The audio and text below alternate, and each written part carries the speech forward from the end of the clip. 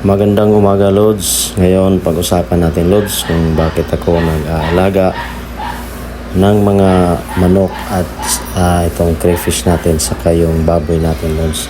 So, ano bang magandang sideline natin, no, kung tayo ay may trabaho? So, ito, Lods, ito yung crayfish natin, Lods. So, bakit ko to pinili? Kasi hindi naman na to alagain, Lods.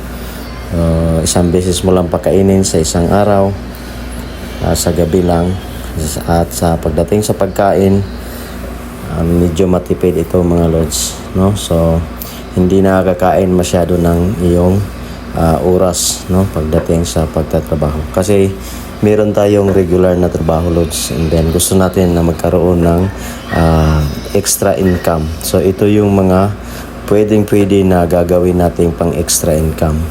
Okay, Lods. So, mas malaki din, Lods, sa crayfish. Mas malaki yung ROI niyan, Lods. So, akin, so, kakaumpisa ko lang kasi mga Lods. So, medyo wala pa, Lods. Wala pa akong ROI dito. Kasi nag-uumpisa pa lang ako. Pero sana darating na yung panahon na magka-ROI tayo dyan. Kasi nakita ko sa mga videos and sa best experience ng mga kakilala ko, medyo okay naman yung ROI niya. Malaki naman daw. Okay, so pagdating naman sa pagmamanok, Lods, ito, Lods, maraming purpose to. Pwede nating pangkain, pwede rin itlog, pwede rin pambenta. So maraming purpose nito, Lods. Kaya pinili din natin to. Isa pa, nakahiligan ko na talaga, Lods, no? Nung hindi pa ako nag-aral, bali mga 6 years old pa ako, mahilig na talaga ako sa manok. Kaya hindi sa bahay talaga, hindi ako nawawala ng manok, no? Kahit pa isa, dalawa, simula nung bata ako. So meron na talaga akong manok, Lods. At ngayon, tinry ko tong Rhode Island, in which maganda naman yung bigay niya ng itlog, saka nakakalibre na kami. Pagkatapos pwede pa siya mabenta, no, yung mga sisiw. Okay, so at kung may extra naman, no, na mga wala kang ulam, gusto mong magkatay, gusto mong magsabaw, magtinula, okay, pwede, Lods, kasi may sarili ka na, Lods, na manok. Okay, so sa oras naman, hindi ito masyadong nakain ng oras, kasi 2 beses ko lang ito pinapakain araw-araw. Okay, kaya ko pa ba? Yes, kaya, Lord, basta gusto, Lods, basta gusto mo yung trabaho na yan, no? So extra lang to mga Lods. Nasa backyard lang din po ito. Maganda pa rin yung no, maganda pa rin ang bigay nito ng extra income sa atin kung may regular tayong trabaho. So sa magpagmamanok naman, Lods, na kumikita na tayo nito konti, no, at least kahit papaano meron na siyang ROI. Pero matagal-tagal na rin to, Lods, yung mga 1 taon na to mahigit. Pero nakakabawi na tayo dito. Libre pa itlog, no, araw-araw. Okay, so dito naman yung, Lods, sa backyard natin, assorted dito, no. May mga asola. Ito na mga asola. Ito yung pinapakain natin sa manok natin. Minsan sa crayfish, kumakain din ng crayfish yan, Lods. So ito yun sa backyard natin, no. At dumako naman tayo dito sa alagang baboy natin, ano. So ito yung dati kong nabili, bali 4, tapos nabenta na yung 2, 2 na lang yung natira. So fattening na to, Lods. So ibebenta na rin to mga after 1 week, mga Lods, no.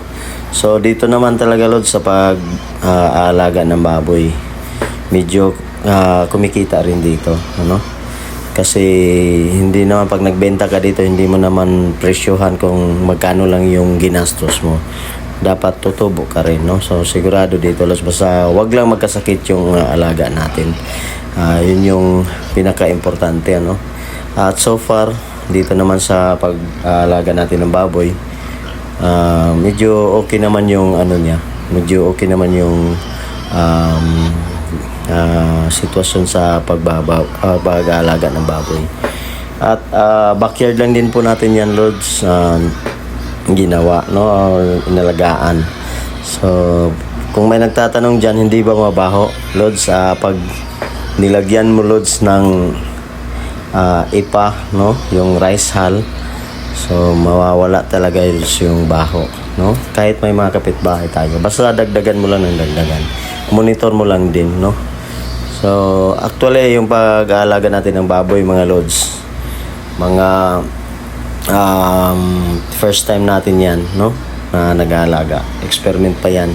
Pero sa tingin ko medyo okay naman yung yung takbo niya. So gagawin din natin siyang regular na, no?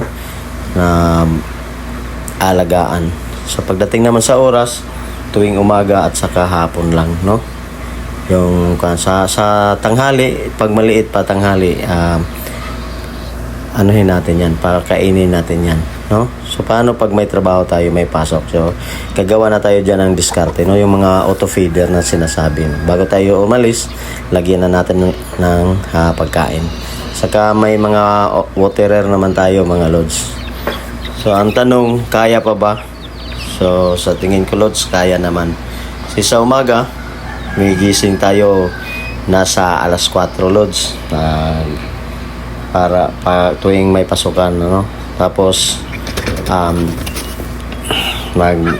magluluto na tayo niyan, nangapi, no? Tapos pinapakain na yung mga alaga. So mga alas 5:30, pinapakain na rin yung baboy. At sa crayfish naman, lods, isang beses lang yung lods, no? Isang beses lang natin yung pakainin. So tuwing gabi lang. Saka hindi rin masila ng crayfish, lods. Hindi rin magagastos sa pagkain. Kunting-kunti lang yung pinapakain mo.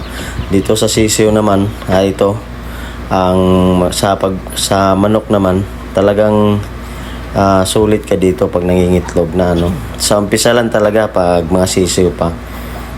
Hindi mo talaga, parang gastos pa, labas lang ng labas yung gastos mo, yung pera mo, no? So normal yan, lods, pag nag-aalaga tayo. So ganun po, kaya po sa oras, kaya. Kasi pag ginusto mo, pag hobby mo talaga, diyan ka masaya, then kakayanin, ano? And then mga alas 6, mag-alas 6 ng umaga, tuwing pasukan, yun, aalis na kami, no? So lahat nakain na. So ganun, lods, kung talagang gustong-gusto mo yung isang bagay, talagang pagtuunan mo ng pansin, no? Kasi investment rin to, lods. Magbibigay din to ng kunting extra, no? Extra income sa atin. Maganda din to kasi hindi rin nakain ng masyadong oras mo, no? Pag-aalaga. So marami ka pang pwede magawa. Actually, lods, yung itong nakita nyo mga grapes, hindi na yan naalagaan, lods, eh. Siguro sa susunod yan,